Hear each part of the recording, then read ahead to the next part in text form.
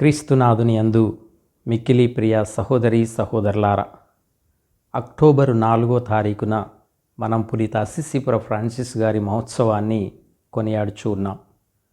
ముందుగా మీ అందరకు పునీత అస్సిసిపుర ఫ్రాన్సిస్ గారి పండుగ శుభాకాంక్షలు.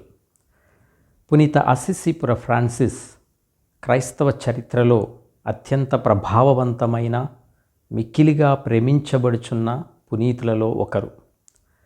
ఫ్రాన్సిస్ గారి ఆధ్యాత్మికతకు కేంద్ర బిందువు సిలువలో కొట్టబడిన యేసుక్రీస్తునందు సంపూర్ణముగా అనుసరించటం. విశ్వాసం, ప్రేమ, శాంతి, దీనత్వం, విధేయతలకు మారుపేరుగా జీవించిన పునీతులు అస్సిసిపుర ఫ్రాన్సిస్ గారు. పరిశుద్ధ సువార్తను అక్షరాలా జీవించి చూపిన గొప్ప ప్రతిరూపం పునీత ఫ్రాన్సిస్ గారు.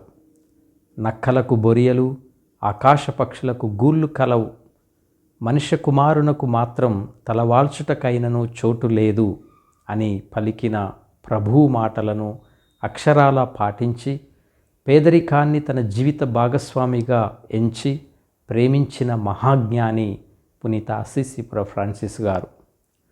ఆయన జీవించిన పేదరికం ఎవరూ జీవించి ఉండరు.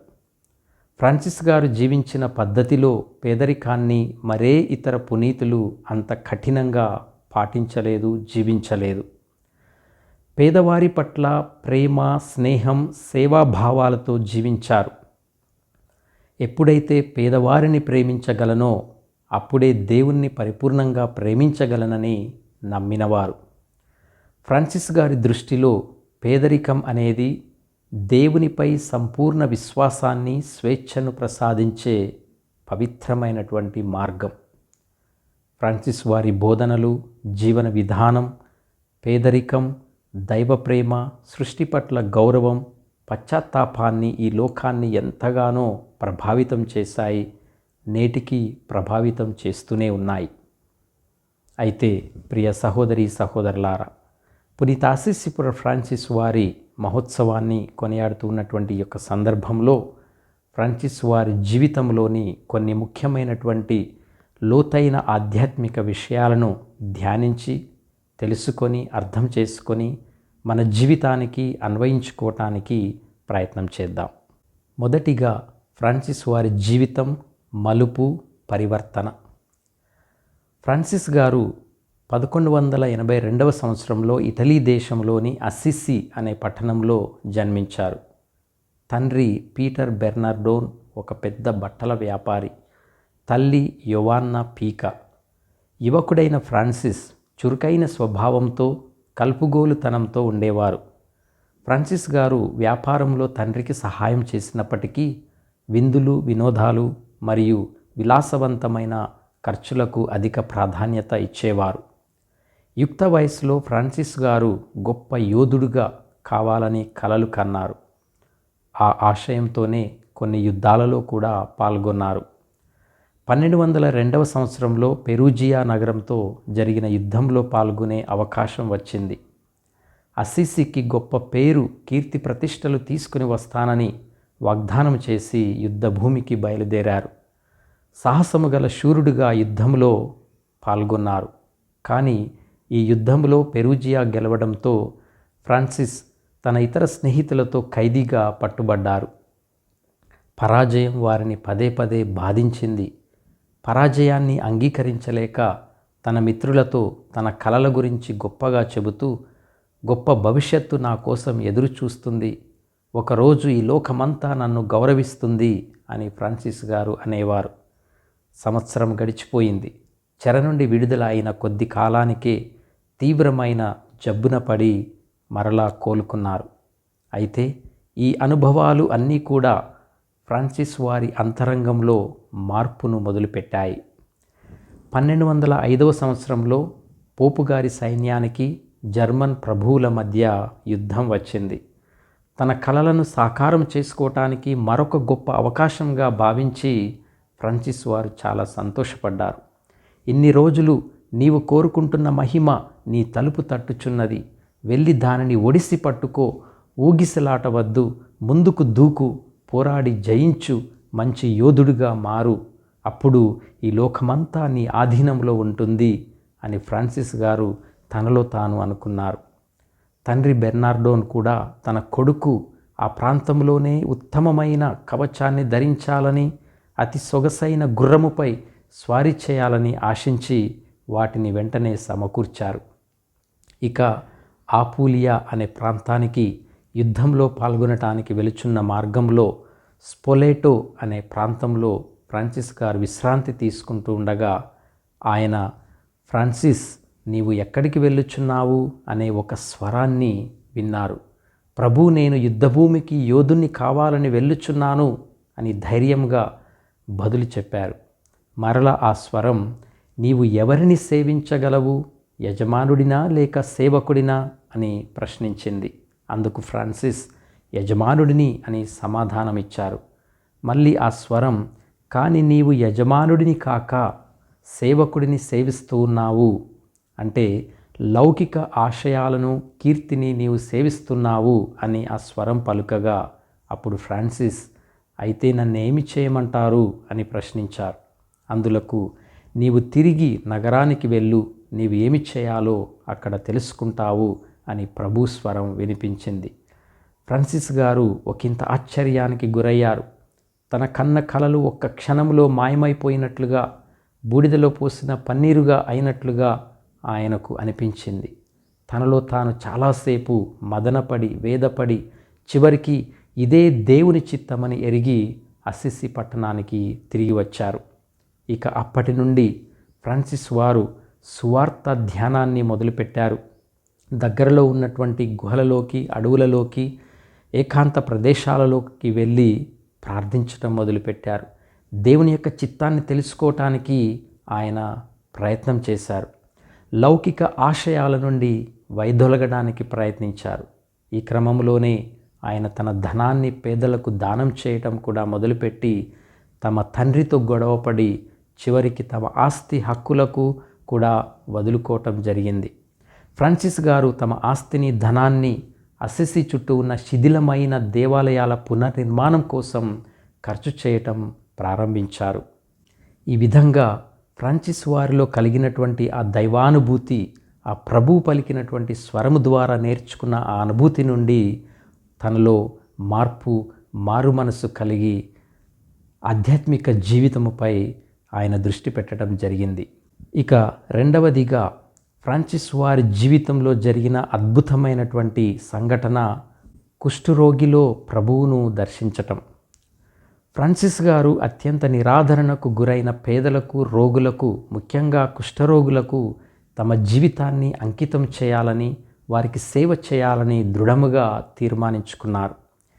ఈ కుష్ఠరోగుల సేవయే క్రీస్తును అనుసరించటంలో ఆయనకు లభించిన మొట్టమొదటి సవాలు మరియు ఆధ్యాత్మికంగా ఆయనకు గొప్ప మాధుర్యాన్ని మిగిల్చినటువంటి అనుభూతి. పునీత ఫ్రాన్సిస్ గారి ఆధ్యాత్మిక జీవితంలో కుష్ఠరోగిని ఆలింగనము చేసుకొని ముద్దు పెట్టుకోవటం అనేది ఒక ముఖ్యమైన, నిర్ణయాత్మకమైన మలుపుగా పరిగణించబడుతుంది. ఈ సంఘటన ఆయన జీవితాన్ని లౌకిక ఆశయాల నుండి దైవ సేవ వైపు పూర్తిగా మళ్లించింది. ఈ సంఘటన తమ జీవితంలో అత్యంత కీలకమైన సంఘటనగా ఫ్రాన్సిస్ గారే స్వయంగా భావించినట్లు వారి వ్రాతలలో వ్యక్తపరిచారు.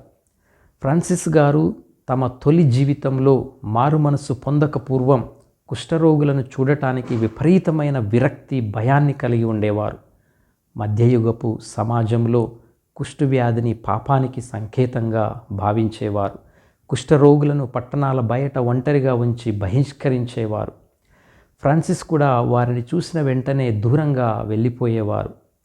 ఫ్రాన్సిస్ గారు స్వయంగా ఈ అనుభవం గురించి, నేను పాపంలో ఉన్నప్పుడు కుష్ఠరోగులను చూడటం నాకు అత్యంత చేదుగా, అసహ్యంగా అనిపించేది. అయితే ప్రభువు తానే నన్ను వారి మధ్యకు నడిపించారు, నేను వారికి దయను చూపించాను అని రాశారు.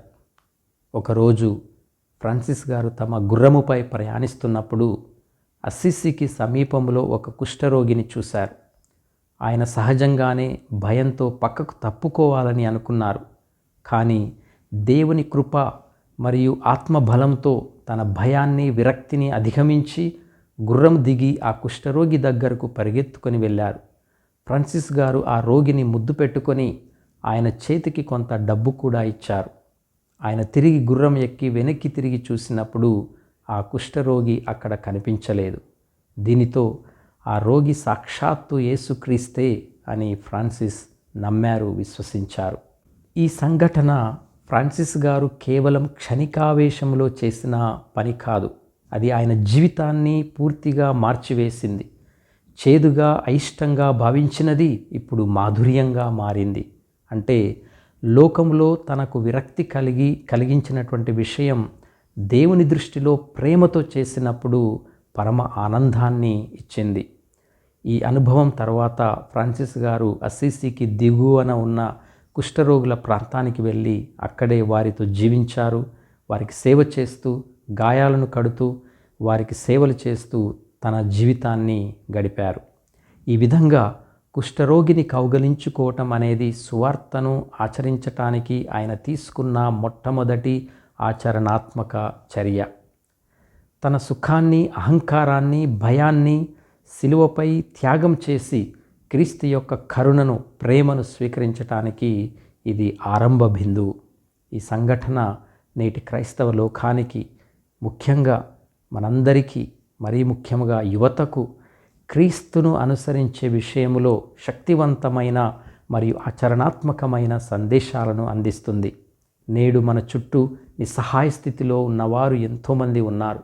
మన సహాయం కోసం ఎదురుచూసేవారు ఎంతోమంది ఉన్నారు. అయితే మొదటిగా ఆకర్షణీయమైన వాటిని త్యజించటాన్ని మనం నేర్చుకోవాలి.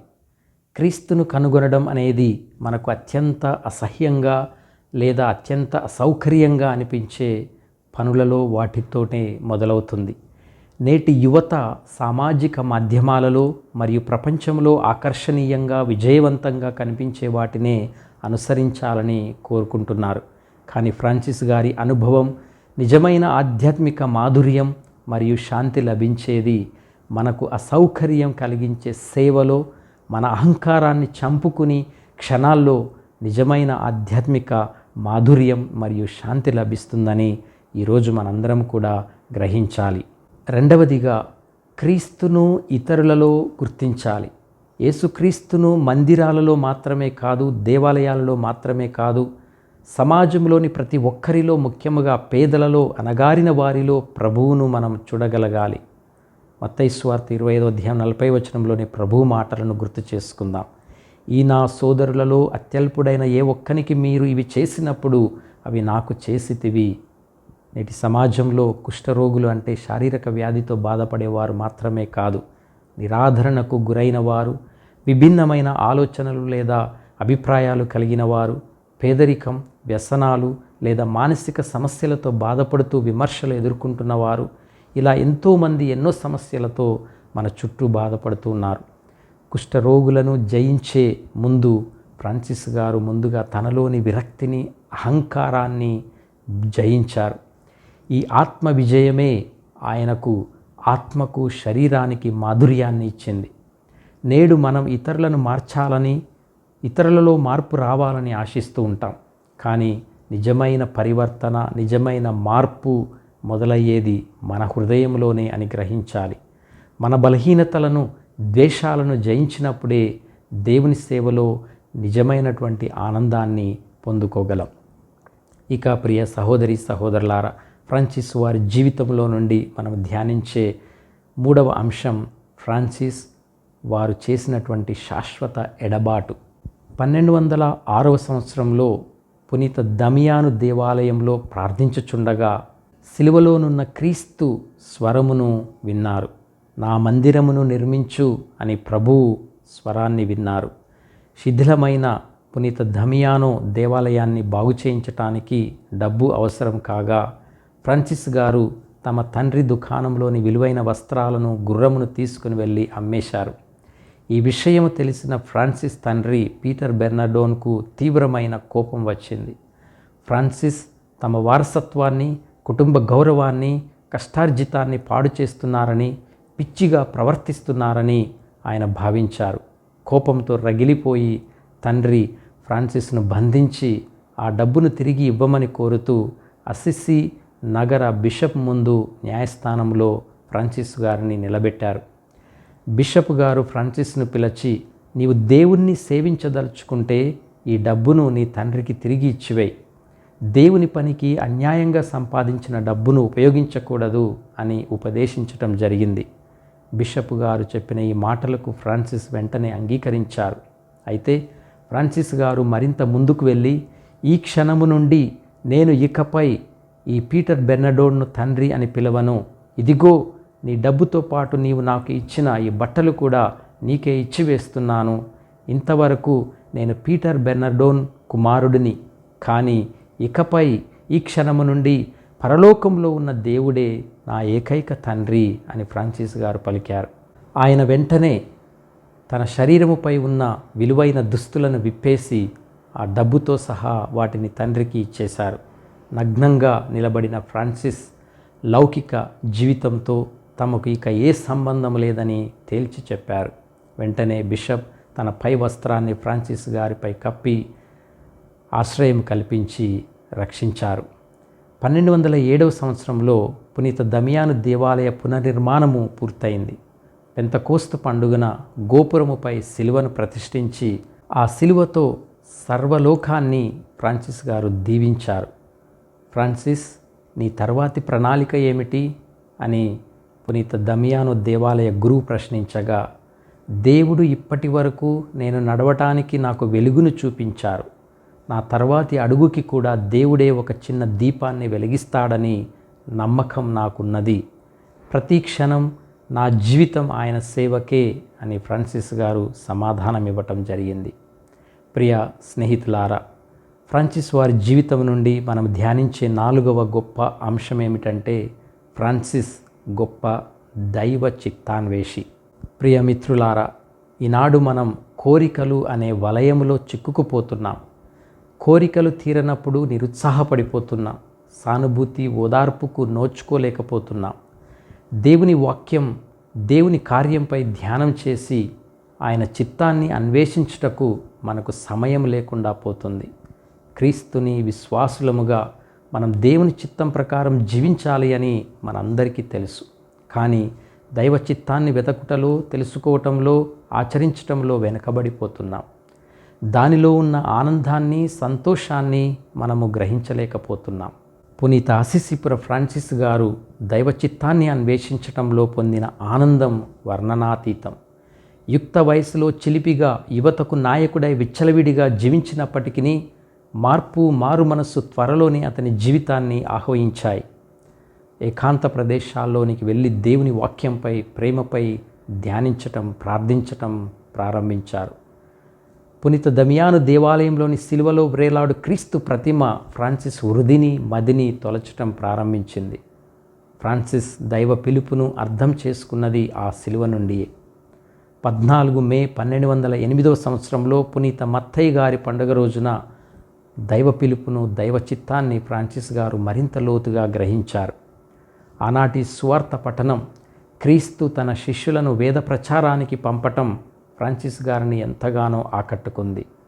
తను అర్థం చేసుకున్నది వెంటనే ఆచరణలో పెట్టుటకు బయలుదేరారు.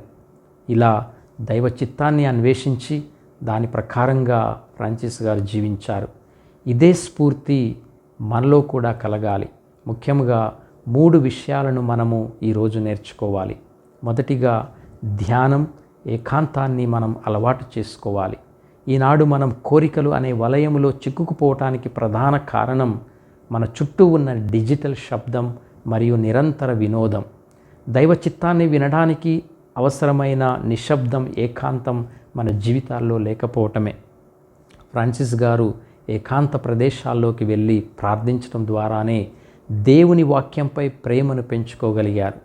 పునీత దమియాను దేవాలయంలోని శిలువ ముందు ఆయన చేసిన ప్రార్థన దేవుని పిలుపును స్పష్టంగా అర్థం చేసుకోవటానికి కేంద్రంగా మారింది. దైవ చిత్తాన్ని తెలుసుకోవాలంటే మనం మొదట దైవ కార్యానికి మరియు దేవుని వాక్యానికి సమయాన్ని కేటాయించాలి. నేడు మనకు డిజిటల్ ఫాస్టింగ్ అనగా రోజు కొంతసేపు ఫోనును పక్కన పెట్టేయటం ఎంతో అవసరం. ఆ సమయంలో ప్రశాంతమైన చోట కూర్చొని బైబిల్లోని ఒక చిన్న వాక్యాన్ని చదివి, ప్రభు నేడు నేను ఏమి చేయాలో నాకు తెలియజేయి అని మనం ప్రార్థించాలి, ధ్యానించాలి. రెండవదిగా దైవ చిత్తాన్ని తక్షణమే ఆచరణలో పెట్టాలి. క్రీస్తు విశ్వాసులముగా మనం దేవుని చిత్తం ప్రకారంగా జీవించాలని మనందరికీ తెలుసు. అయినప్పటికీ దానిని ఆచరించటంలో మనం వెనకబడిపోతున్నాం. చాలామంది క్రైస్తవులు దేవుని చిత్తాన్ని తెలుసుకోవాలని మాత్రమే కోరుకుంటారు, కానీ దానిని ఆచరించడానికి అవసరమైన త్యాగం, కృషి చేయటానికి మాత్రం సిద్ధంగా ఉండరు. ఫ్రాన్సిస్ గారు సువార్త పఠనం విన్న వెంటనే ఆచరణలో పెట్టడానికి బయలుదేరేవారు. ఆయనకు ఉన్నత విద్య లేదా శిక్షణ అవసరము ఎంత మాత్రము రాలేదు. దేవుడు పిలిచిన వెంటనే సంకోచించకుండా తనకున్నదంతా విడిచిపెట్టి అక్షరాల క్రీస్తును అనుసరించారు. కనుక దేవుని చిత్తం చిన్నదైనా సరే ఆలస్యం చేయకుండా తక్షణమే మనం ఆచరించాలి. తెలుసుకోవటం అనేది దైవచిత్తం యొక్క మొదటి అడుగు మాత్రమే. ఆచరించటం అనేది దైవచిత్తంలో ఉన్న ఆనందాన్ని, సంతోషాన్ని పొందే మార్గం. ఇక మూడవదిగా శిలువ ద్వారానే దైవ పిలుపును, చిత్తాన్ని మనం అర్థం చేసుకోగలం. నేడు మనలో ఉన్న సమస్య ఏమిటంటే దైవచిత్తం అంటే మన జీవితంలో కేవలం సుఖం, విజయం, వ్యక్తిగత సంతోషం అని చాలామంది భావిస్తూ ఉన్నాం. అందుకే కష్టాలు, నిరుత్సాహం వచ్చినప్పుడు సానుభూతి, ఓదార్పుకు నోచుకోలేక నిరాశపడుతూ ఉన్నాం. ఫ్రాన్సిస్ గారు తమ పిలుపును శిలువలో వేలాడుతున్న క్రీస్తు ప్రతిమ నుండే అర్థం చేసుకున్నారు. దైవ చిత్తాన్ని అన్వేషించాలంటే అది క్రీస్తు యొక్క త్యాగం, బాధ, పేదరికం యొక్క మార్గం గుండా వెళుతుందని మనం గ్రహించాలి. నిజమైన దైవ చిత్తం ఎల్లప్పుడూ స్వీయ త్యాగాన్ని కోరుతుంది. మన జీవితంలో ఎదురయ్యే కష్టాలను, నిరుత్సాహాలను శిలువలో క్రీస్తు భాగస్వామ్యంగా చూడాలి. మన బాధలను కేవలం వ్యక్తిగత సమస్యగా కాకుండా క్రీస్తు యొక్క దైవ చిత్తానికి విధేయత చూపటానికి ఒక అవకాశంగా భావించాలి. దైవ చిత్తం ప్రకారంగా జీవించటంలో ఉన్న ఆనందం లోకాశలలో, సౌకర్యాలలో ఉండదు. ఆ ఆనందం మన సమర్పణలో ఉంటుంది. ఈ విధంగా పునీత అసిసి ఫ్రాన్సిస్ గారిని ఆదర్శంగా తీసుకోవటం ద్వారా మనం కోరికల వలయము నుండి బయటపడి దైవ చిత్తాన్ని అన్వేషించటంలోనూ, ఆచరించటంలోనూ ఉండే నిజమైన ఆనందాన్ని మనం అనుభవించగలుగుతాం. ప్రియ సహోదరి, సహోదరులారా, ఇక ఫ్రాన్సిస్ వారి జీవితం నుండి మనము నేర్చుకోవలసిన, ధ్యానించాల్సిన మరో గొప్ప అంశం ఫ్రాన్సిస్ ప్రకృతి ప్రేమికుడు. ఫ్రాన్సిస్ ప్రకృతి ప్రేమికులు. ప్రకృతి ద్వారా దేవుని మహిమను పొగడేవారు. ప్రకృతి పట్ల గాఢమైన ప్రేమను, గౌరవాన్ని వారు పెంచుకున్నారు. ప్రకృతిలోని సమస్తములో దేవుని సాన్నిధ్యాన్ని చవిచూశారు. సమస్తమును తన సహోదరి, సహోదరులుగా పిలిచారు. నేడు మనము కూడా ప్రకృతి పట్ల ప్రేమను, దాని నాశనమును కోరుకొనక అభివృద్ధిని కోరుకునేట్లు జీవించే అవసరం ఎంతగానో ఉంది. పునీత అసిసి ఫ్రాన్సిస్ గారి దృష్టిలో ప్రకృతి కేవలం ఒక వనరు లేదా ఒక దృశ్యం కాదు. అది దేవుని మహిమను, మంచితనాన్ని ప్రతిబింబించే ఒక జీవన దేవాలయముగా వారు భావించారు. ఆయన ప్రకృతిని చూసే విధానం లోకానికి ఒక ప్రత్యేకమైన ఆధ్యాత్మిక పాఠాన్ని అందిస్తుంది. మొదటిగా ప్రకృతి ద్వారా దేవుని మహిమను కీర్తించాలి. ఫ్రాన్సిస్ గారు ప్రకృతిలోని సమస్తంలో దేవుని సాన్నిధ్యాన్ని చవిచూశారు.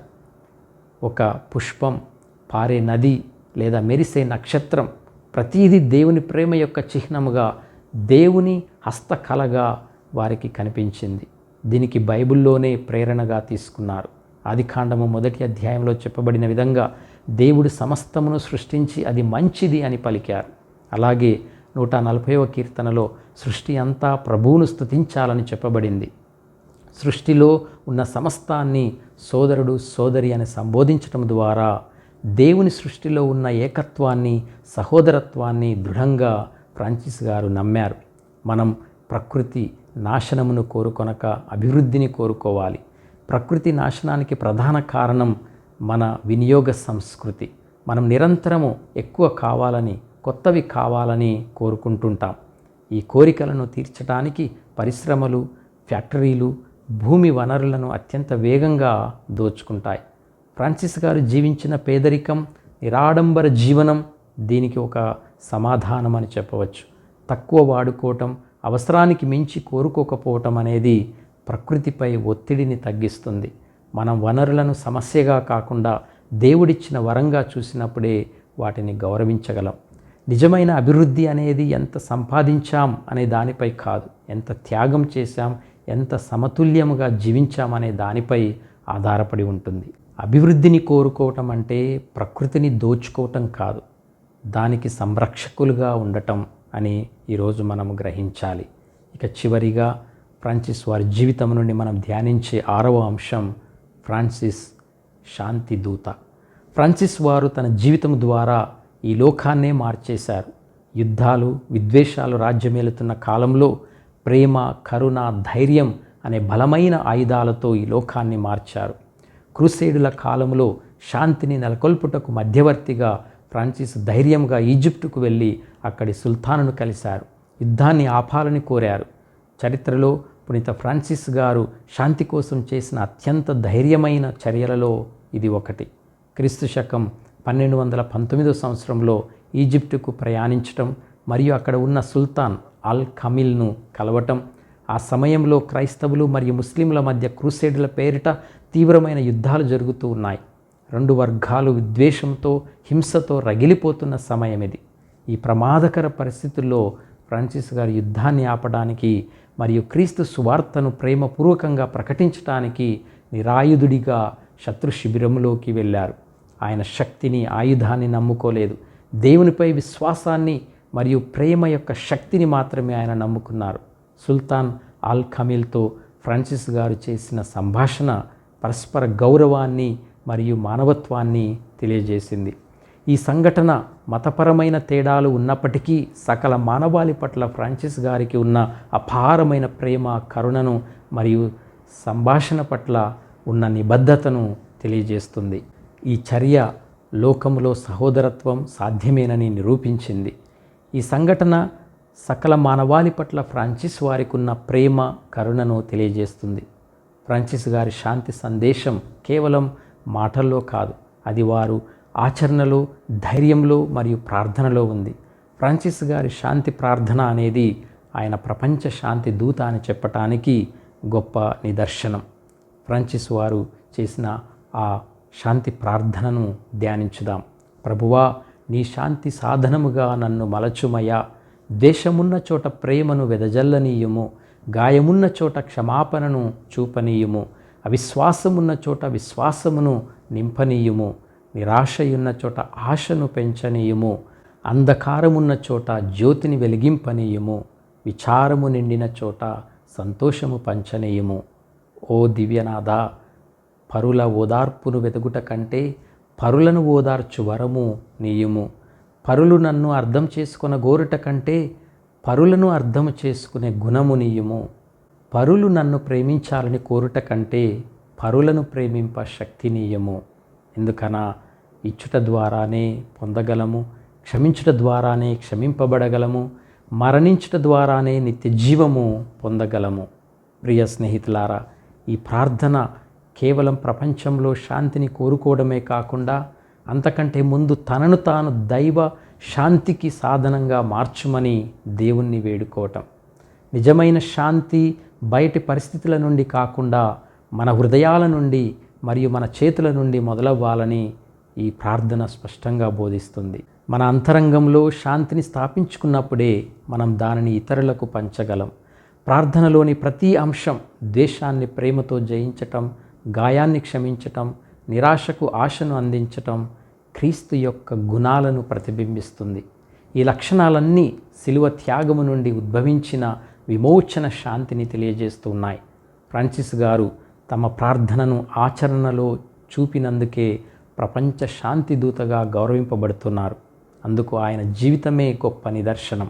ఇది సకల మానవాళి పట్ల ఆయనకున్న నిస్వార్థ కరుణను తెలియజేస్తుంది. అందుకే నేటికి మనం ఫ్రాన్సిస్ గారిని కేవలం ఒక పునీతుడిగా కాకుండా మన హృదయాలలో శాంతిని, సమతుల్యతను నెలకొల్పడానికి, దేశాన్ని ప్రేమతో జయించటానికి నిరంతరము ప్రేమించే ఒక గొప్ప శాంతి దూతగా గౌరవిస్తున్నాం. ఆయన ప్రార్థన ప్రతి విశ్వాసికి తమ జీవితాన్ని ఒక శాంతి వంతెనగా మార్చుకోవటానికి నిత్య మార్గదర్శకం. ప్రియ సహోదరి సహోదరులారా, ఇంత గొప్ప పునీతుని ఈరోజు మనము ధ్యానిస్తూ ఉన్నాము, స్మరించుకుంటూ ఉన్నాము. ముగింపుగా జీవితము వసగే సుఖ సంపదలను ఒడిసి పట్టుకోవాలని పరుగులు తీస్తున్నప్పుడు ఫ్రాన్సిస్ వారు క్రిందికి త్రోయబడ్డారు. అప్పుడు జీవితంలో ఏది విలువైనది, ఏది నిరుపయోగమైనది, ఏది శాశ్వతమైనది, ఏది అశాశ్వతమైనది, ఈ ప్రశ్నలు ఫ్రాన్సిస్ వారిని వెంటాడాయి. బానిసను వదిలి యజమానునికి సేవ చేయటం మొదలుపెట్టారు. లోకాన్ని వీడి దేవునికి సేవ చేయటం ప్రారంభించారు. క్రీస్తు లేకుండా ధనవంతునిగా ఉండుట కంటే క్రీస్తు కొరకు నిరుపేదగా ఉండటం మేలు అని ఫ్రాన్సిస్ గారు గ్రహించారు. అలాగే జీవించారు.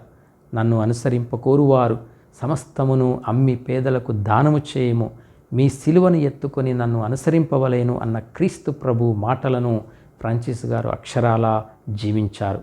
క్రీస్తును పరిపూర్ణతలో అనుసరించిన క్రైస్తవుడు పునీత అస్సిసిపుర ఫ్రాన్సిస్ గారు. సార్వత్రిక సోదర భావంతో జీవించారు. సృష్టిలో సకలం ఆయన సోదరి సోదరులే. సకల సృష్టిలో దేవుని సాన్నిధ్యాన్ని చూడాలని ఫ్రాన్సిస్ లోకానికి నేర్పించారు. దెబ్బతిన్న భూమాతను నయం చేయు స్పర్శను మనం అందించాలని ఫ్రాన్సిస్ గారి స్ఫూర్తి మనను కోరుచుంది. ఫ్రాన్సిస్ గారు కలలు కన్నారు. తన త్యాగమయ జీవితం ద్వారా వాటిని సాకారం చేసుకున్నారు. వారు క్రీస్తు యందే జీవించారు, క్రీస్తు యందే సంచరించారు, క్రీస్తు యందే ఉనికిని కలిగి ఉన్నారు. క్రీస్తు వలె జీవించు అన్నది ఫ్రాన్సిస్ ఏకైక ధ్యాస. ఆయన అలాగే జీవించారు. వారు పొందిన బాధలు వర్ణనాతీతం, వారి త్యాగం అమోఘం. అందుకే అస్సిసిపుర ఫ్రాన్సిస్ వారిని మనం రెండవ క్రీస్తు అని పిలుస్తూ ఉన్నాం. పునీత అస్సిసిపుర ఫ్రాన్సిస్ నడిచిన మార్గంలో ఆయన వలె విభిన్నంగా ఆలోచించటానికి మరి నీవు ధైర్యం చేయగలవా? ఫ్రాన్సిస్ వారి వలె దేవుని పిలుపుకు స్పందించుటకు, దేవుణ్ణి అన్వేషించుటకు సిద్ధంగా ఉన్నావా? ఫ్రాన్సిస్ గారి వలె మన కుటుంబాన్ని, మన సంఘాన్ని, శ్రీ సభను, మన సమాజాన్ని, ఈ లోకాన్ని పునర్నిర్మించుటకు, పునరుద్ధరించుటకు సాహసం చేయగలవా? ఫ్రాన్సిస్ వారి కలలను వివిధ రకాల సేవల ద్వారా సాకారం చేయటానికి సిద్ధంగా ఉన్నావా? ప్రియ మిత్రులారా, దేవుడు ప్రతి ఒక్కరికి ఒక కలను కలిగి ఉన్నారు. ఆ కలను సాకారం చేయటానికి మనలో ప్రతి ఒక్కరిని ఆహ్వానిస్తున్నారు. ఈ లోక బాగు కోసం, శాంతి, ప్రేమ, న్యాయము, సామరస్యము కొరకు కలలు కనటం నీకు ఇష్టమేనా? ఒక క్షణం ఆలోచించుదాం. రండి, అందరము కలిసి దేవుని కలను నిజం చేద్దాం. ఫ్రాన్సిస్ వారి జీవిత స్ఫూర్తితో, ప్రార్థన సహాయంతో అసాధ్యమైన దానిని సుసాధ్యం చేద్దాం. మన నుండే ప్రారంభించి ఈ లోకాన్ని మరింత మానవత్వం కలదిగా, మరింత అందముగా తయారు చేద్దాం. ఓ పునీత ఫ్రాన్సిస్ గారా, మేము నీ వైపు చూస్తూ ఉన్నాము, మిమ్ములను వేడుకుంటున్నాము. సిలువ ముందు నిలవబడి ఉండటం ఎలాగో మాకు నేర్పించు. సిలువ వేయబడిన క్రీస్తు దృష్టి మాపై పడేలా చేసి, ఆ చూపులో మేము లీనమైపోయేలా మాకు సహాయం చేయి. క్రీస్తు ప్రేమ ద్వారా మేము క్షమింపబడేలా, నూతనంగా సృష్టింపబడేలా మమ్మల్ని అనుమతించుమని మాకు నేర్పించు. ఆమెన్.